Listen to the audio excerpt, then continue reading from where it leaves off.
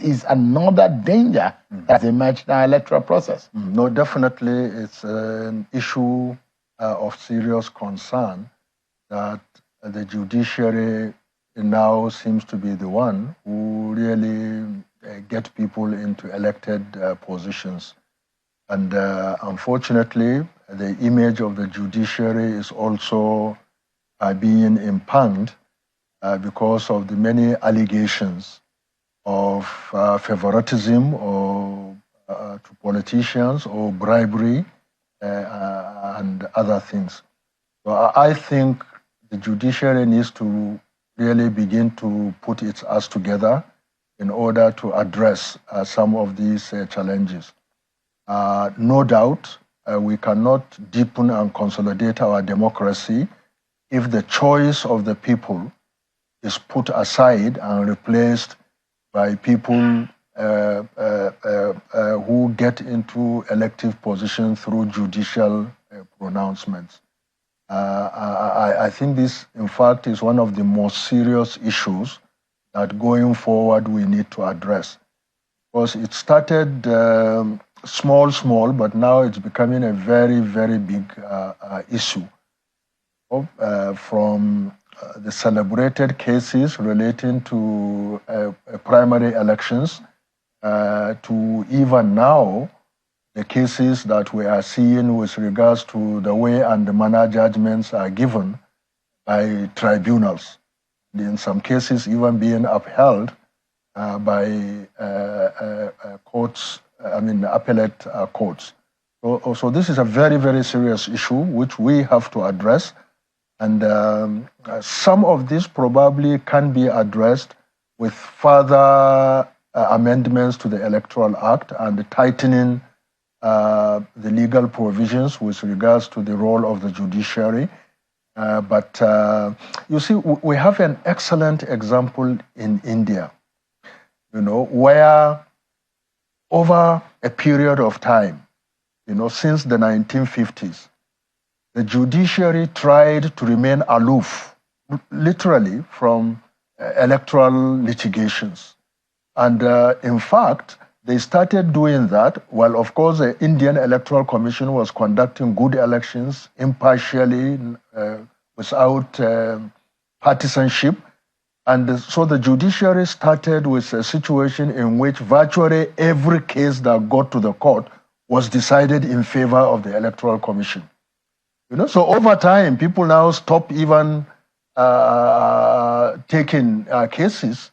Once a pronouncement is made, then it is accepted, and you have to just prepare to contest again, rather than waste money and resources in litigation. And be labored in the judicial exactly, process, yes. But in our own context, we have a lot to do in order to ensure that the judiciary is depoliticized, and also we have people of integrity who can act in accordance with the dictates of their conscience and in the true spirit of the law, rather than pandering to either some partisan interests or some monetary inducements. There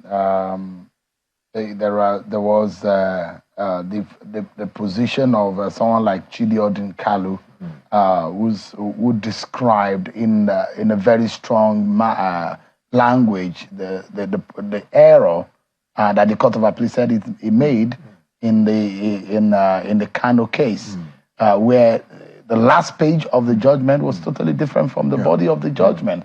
And those who have already now said, look, this is a clear case of complicity of judges or the courts in manipulating the process, that it needs to, there's need for a thorough investigation into what is going on. But how do we get our judiciary far away from the electoral process?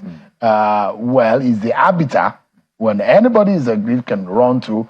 But then if it gets down that 500,000 people voted and all of those votes amount to nothing, and it's now been determined by 3 or 4, 5 judges in the courtroom, how do we ensure that there is some reasonable sanity Yeah, excuse me. No doubt from what you have said and from this latest incidents regarding the case in Kano, it's very, very regrettable. It's unfortunate. In addition to Chidi Odunkalo, I've heard and read many distinguished lawyers in Nigeria really being disappointed and embarrassed with that kind of situation. You know, you would expect that courts, particularly at the appellate level, but in all cases, would be very meticulous, you know, and very careful about what they certify and issue as the judgments that they have made.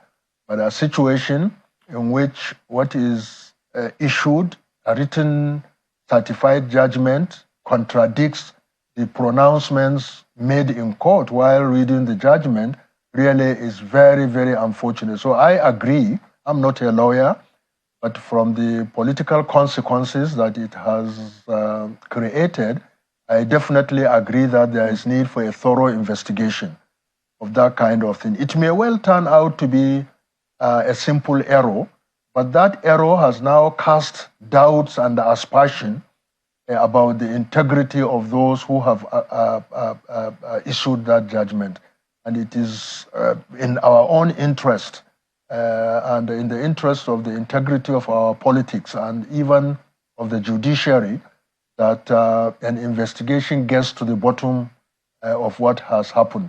Maybe since the matter, I understand, will now be going to the Supreme Court, maybe some of these issues may come out there, you know. But whatever is the case, even if it is an error, there is need to identify who caused that error and for appropriate sanctions to be made so that